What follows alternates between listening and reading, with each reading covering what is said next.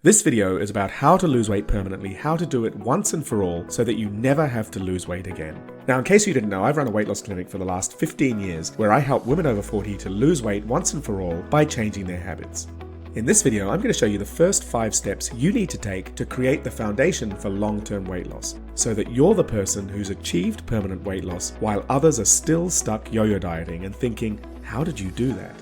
Each of these 5 steps is important, but I think step 5 is the one that's often neglected. Step 1.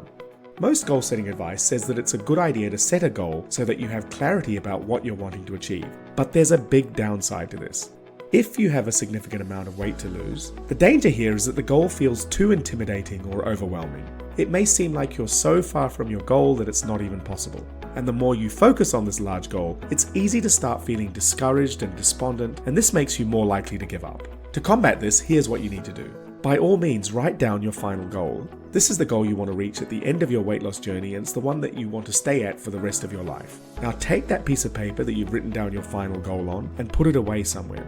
Now instead you're going to focus on a different goal, your initial goal. And your initial goal will be something small, maybe 5 pounds, maybe 3 kilos, maybe half a stone, depending on which measurement units you're using. But it should be a goal that you feel is very doable, achievable, realistic, and feels very close in that you're likely to achieve it in a relatively short time.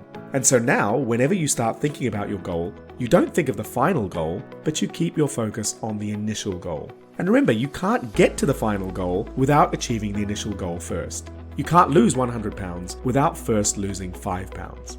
And then once you've achieved the initial goal, you set another interim goal, another 5 pounds or 3 kilos.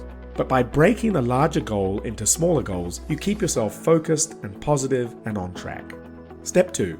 The second step is paradoxically to forget step 1. Yes, I know I just asked you to write a final goal and then write down an initial goal, but the next step, if you can, is to stop thinking about weight as a goal. Instead, your new goal is changing behavior and turning that new behavior into a habit. Remember, if you can make eating less into a habit, you will lose weight once and for all. So what does this mean? It means if you emotional eat, and you have a choice between losing 10 pounds or figuring out how to stop emotional eating, you should focus on figuring out how to stop emotional eating. Because if you can stop the habit of emotional eating, that will save you lots of weight gain over the rest of your life. Whereas if you lose 10 pounds starving yourself on a diet, you could gain it all back a few weeks later. This means your measure of progress is now changing behavior and developing habits. If you change your habits, your weight will take care of itself. Step 3. If you get my weekly emails or have subscribed to my YouTube channel, you'll know I'm very keen on food diaries. But here's something that people need regular reminding of. Do not use the food diary as a stick to beat yourself with. As I say to my clients, the purpose of the food diary is not to make you feel bad about your eating decisions. Instead, it's to identify patterns and triggers to eating.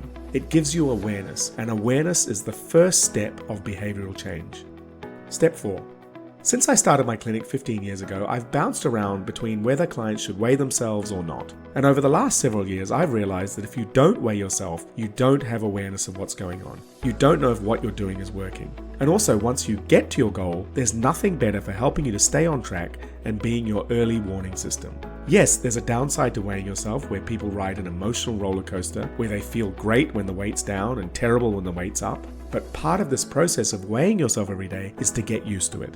I tell clients I want them to care, but not care. Care enough to weigh yourself, but don't care about the result. It's just information. You weigh yourself, you write it down in the food diary, and then you forget about it and go about your day. Yes, that's hard to begin with, but it does get easier as you do it more and more. Step 5. There's a reason why, when my clients describe my weight loss approach, many say my approach is gentle. But what do they mean by that? I still hold them to certain actions, but I don't make them feel bad for overeating, and I don't give them a hard time. Why? Because one thing I've realized after doing this for a while is that on the weight loss journey, your most valuable asset is your enthusiasm. And there's no quicker way to lose enthusiasm than being made to feel bad. I've seen clients do amazingly well, but if they open the door to negative thoughts that drain their enthusiasm, it becomes very discouraging and they start to doubt, and then they're much more likely to abandon the journey.